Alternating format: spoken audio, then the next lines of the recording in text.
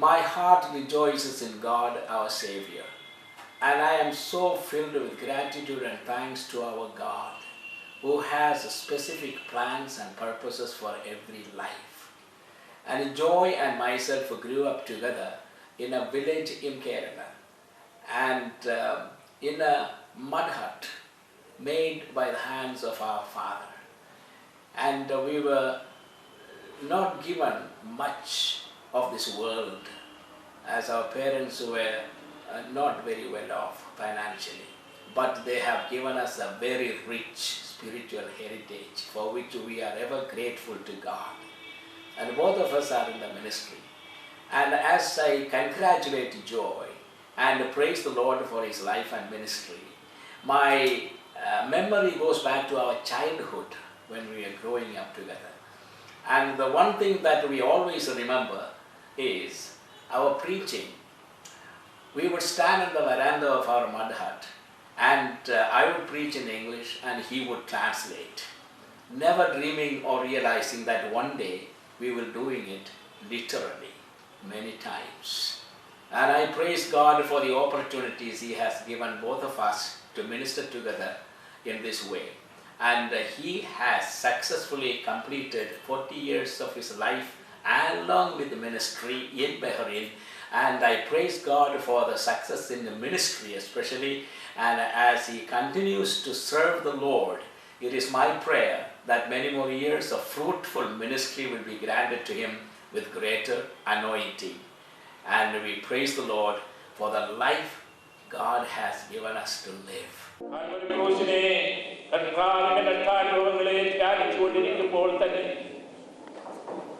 രാത്രിയിൽ നമുക്ക് വേണ്ടി തകർക്കപ്പെടുന്ന കർത്താവിന്റെ ആ ശരീരം, തന്റെ ജീവനായ രക്തം നമുക്ക് വേണ്ടി ഊറ്റിത്തരുന്ന നമ്മുടെ വാഴ്ത്തപ്പെട്ട കർത്താവ് അടിക്കുന്നവർക്ക് തന്റെ മുതൽ കാണിച്ചു കൊടുക്കുന്നു. ഉഴവുചാല് പോലെ നീളത്തിൽ കീറപ്പെട്ട ആ പുറമവന്റെ അടിപ്പിടലുകൾ ഓരോന്നും നമ്മുടെ സൗഖ്യത്തിന് വേണ്ടിയാണ്. ഹല്ലേലൂയ. നിന്ന സഹിച്ചുകൊണ്ട് മുഖത്തെ രോമം പിഴുതെടുക്കുമ്പോഴും, അവനെ കോലുകൊണ്ട് അടിക്കുമ്പോഴും, അവനെ തുപ്പുമ്പോഴും, നിന്ദിക്കുമ്പോഴും എല്ലാം അറുക്കുവാൻ കൊണ്ടുപോകുന്ന ആടിനെ പോലെ പ്രതിവാദമൊന്നും പറയാതെ അതെല്ലാം സഹിക്കുന്നത് എന്റെ പാപത്തിന്റെ മോചനത്തിനു വേണ്ടി പിതാവായ ദൈവം എന്ത് ആഗ്രഹിച്ചുവോ അത് മുഴുവനും നിവർത്തിക്കുന്നവനായി ഭാരമേറിയ ക്രൂശുമരം ചുമന്നുകൊണ്ട് യെരൂശലേമിന്റെ തെരുവീതിയിൽ കൂടെ നടന്ന് നീങ്ങി ഗോൽഗോഥയിലേക്ക് പോകുന്നവനായി യേശു മനുഷ്യനെന്നുള്ള നിലയിൽ പലപ്പോഴും ക്ഷീണിതനായി അത് താഴ്മ കുരിശ് എടുക്കുവാൻ കഴിയാത്ത ആ അനുഭവത്തിൽ ബലഹീനനായി വീഴുന്നതായ രംഗം നമുക്കെല്ലാം അറിയാമല്ലോ. അതെല്ലാം നമുക്ക് തിരുവചനത്തിൽ കൂടെ ലഭ്യമായിട്ടുള്ള അറിവുകളാണ്. രണ്ട് നീചകള്ളന്മാരുടെ മധ്യത്തിൽ മൂന്നാണിവേൽ എന്റെ പാപത്തിന്റെ പരിഹാരത്തിനു വേണ്ടി കാൽവരി ക്രൂശിൽ കിടന്നുകൊണ്ട് എനിക്ക് ദാഹിക്കുന്നു എന്ന് പറയുകയും, എന്നാൽ അവർ കൊടുത്ത കൈപ്പ് കാടി അവന് കുടിക്കുവാൻ കഴിയാതെ വണ്ണം അവൻ നിലവിളിക്കുന്ന നിലവിളിയൊക്കെ എന്റെ ദൈവമേ, എന്റെ ദൈവമേ, നീ എന്നെ കൈവിട്ടതെന്ത്? എന്നെ ഓർത്തപ്പോൾ പിതാവായ ദൈവവും തന്റെ ഓമനകുമാരനെ എനിക്ക് വേണ്ടി കൈവിട്ടു. ഹല്ലേലൂയ. അവനും മുഖം മറച്ചു കളഞ്ഞു. എന്റെ രക്ഷയ്ക്ക് വേണ്ടി പിതാവായ ദൈവം എന്നെ അത്രയധികം സ്നേഹിച്ചു. ദൈവമക്കളെ, ആ സ്നേഹം നമ്മുടെ ഹൃദയത്തിൽ നിറഞ്ഞു നിൽക്കുമാറാകട്ടെ. ഏറ്റവും ഒടുവിൽ സകല നിവർത്തിയായി എന്ന് പറഞ്ഞുകൊണ്ട് പ്രാണനെ പിതാവിന്റെ കരങ്ങളിൽ ഏൽപ്പിച്ചു കൊടുക്കുന്ന ആ ദൈവപുത്രൻ അവൻ മരിച്ചു. അവൻ എനിക്ക് വേണ്ടി മരിച്ചു. ഹല്ലേലൂയ. അവിടെ കൊണ്ട് തീരുന്നില്ല. ഈ ശുശ്രൂഷയും കൂടെ ഒരു കാര്യം കൂടെ വിളിച്ചറിയിക്കുന്നത് എന്താണെന്ന് ചോദിച്ചാൽ, അവൻ മരിച്ചു, അടക്കപ്പെട്ടു, മൂന്നാം ദിവസം മഹിമയോട് ഉയർത്തെഴുന്നേറ്റു. അവൻ സ്വർഗത്തിൽ പിതാവിന്റെ വലത്തുഭാഗത്തേക്ക് ആരോഹണം ചെയ്തു. ഇന്നെനിക്ക് വേണ്ടി, നമുക്ക് വേണ്ടി മധ്യസ്ഥ അടച്ചുകൊണ്ടിരിക്കുകയും എന്നാൽ എത്രയും വേഗക്കാലത്തുനിയോട് നമ്മെ ചേർക്കുവാൻ മേഘങ്ങളിൽ അവൻ പ്രത്യക്ഷനാകും. അതാണ് നമ്മുടെ പ്രത്യാശ. ആ പ്രത്യാശ കൂടെ ഒരു ഉണർത്തുന്ന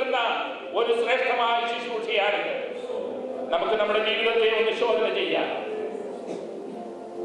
ഇത് എടുക്കുന്നത് കൊണ്ട് നമ്മുടെ പാപം മാറ്റപ്പെടുന്നില്ല. കർത്താവ് മരിച്ച് അവന്റെ വിലയേറിയ രക്തമാണ് നമ്മുടെ പാപത്തിന് വിലയായി അവൻ നൽകിയത്. പാപം ക്ഷമിക്കപ്പെട്ടവരും വിശുദ്ധിയിൽ ജീവിക്കുന്നതുമായ ദൈവമക്കൾക്ക് കർത്താവായ യേശുവിനെ കർത്താവും രക്ഷിതാവുമായി ഹൃദയത്തിൽ സ്വീകരിച്ച അനന്തരം അവന്റെ മരണപുനരുത്ഥാനങ്ങളോട് ഏകീഭവിക്കുന്ന യേശുവിനോട് ചേരുവാൻ വിശ്വാസ സ്നാനം സ്വീകരിച്ച് ഇന്ന് വിശുദ്ധിയോടെ ജീവിക്കുന്ന ദൈവമക്കൾക്ക് അവകാശപ്പെട്ടതാണ് ഈ കർത്താവിന്റെ മേശ. നിങ്ങൾ രക്ഷിക്കപ്പെട്ടുവെങ്കിലും ഇതുവരെ സ്നാനമേറ്റിട്ടില്ലെങ്കിൽ ഈ മേശ കടന്നു വരുമ്പോൾ അതിൽ നിന്ന് ഒഴിഞ്ഞിരിക്കുകയും ഇന്ന് രാത്രിയിൽ ഒരു തീരുമാനമെടുക്കുകയും ചെയ്യണം. ഞാൻ എത്രയും പെട്ടെന്ന് കർത്താവിന്റെ കൽപ്പനയാകുന്ന ആ ജലസ്നാനം ഞാൻ സ്വീകരിക്കുന്നു. ദൈവം അനുഗ്രഹിക്കട്ടെ.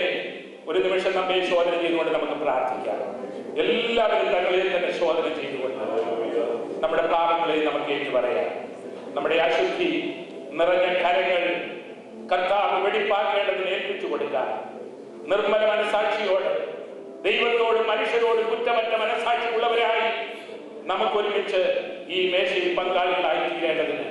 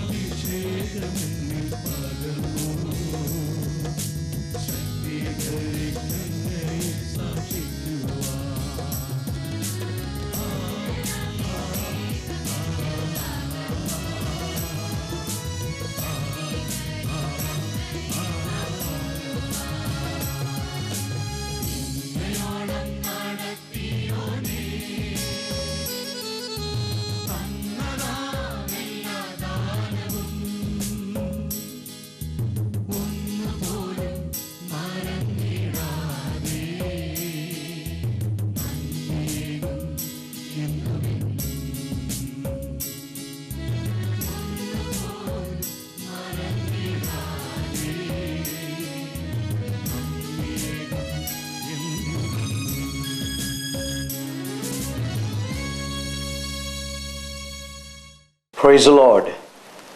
First of all, I'd like to congratulate Pastor P.M. Joy for having completed 40 years of serving the Lord Almighty on the island of Bahrain. I know Pastor P.M. Joy since 2002 when I first arrived in Bahrain.